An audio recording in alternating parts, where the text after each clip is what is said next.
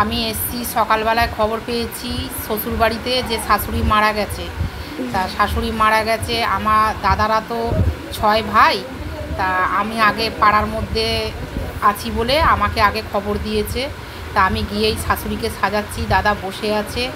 আর ওই যে পাশে যে দাঁড়িয়ে আছে আমার ভাসুর, মানে মিলিটারিতে কাজ করে, ঠিক আছে, জবটা মিলিটারিতে করে। আমি ঠিকঠাক এখন বলতেও পারছি না। আর এই যে বড় যা পাশে বসে আছে, ওই যে দাদা কথাবার্তা চলছে, মানে গাড়ি আসবে, ঠিক আছে।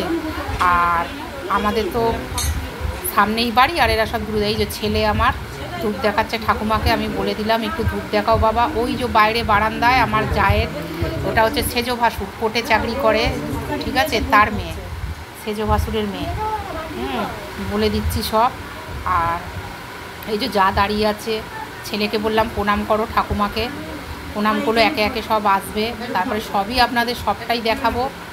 ওই জন্য ভাসুর বসছে। দাদা দেখুন কিভাবে কাজে, হ্যাঁ, আর এতটাই কাজে, মানে লাস্ট দেখা মানে বাড়িতেই ছিল, মানে খবর পেয়েই গেছে, মানে মেরেছিল। কিন্তু তারপরে যতই হোক, মা যেরকমই হোক, কিন্তু যাওয়া যাতায়াত সবই ছিল।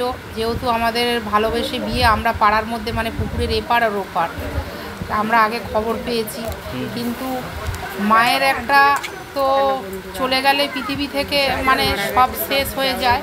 আর এই যে ভাসুর, 2 ভাসুর, এই যে সামনে এটা মেজে ভাসুর সাদা গেঞ্জি পরে, আর চেকটা ওটা বললামই তো আর্মি অফিসার, ঠিক আছে। ওই যে ছেলে, দাদা, জায়ের মেয়ে সব দাঁড়িয়ে আছে, মানে সব আমাদের ফুল ফ্যামিলি আর কি, আমাদের বিশাল বড় ফ্যামিলি, আমাদের বনেদি ফ্যামিলি, ঠিক আছে। আর এই যে ভাসুরের ছেলে পেছনে যাচ্ছে, মিলিটারিতে যে জব করে তার ছেলে পেছনে যাচ্ছে। ওই যে জামা পরে যিনি যাচ্ছে ব্লু কালারের, আগে উনি হচ্ছে কোর্টে কাজ করে, তার ছেলে এই যে পেছনে যাচ্ছে গেঞ্জি পরে। আর আমার ছেলে তো ওই যে ব্লু গেঞ্জি পরে, হাফ প্যান্ট পরে, ওটা আমার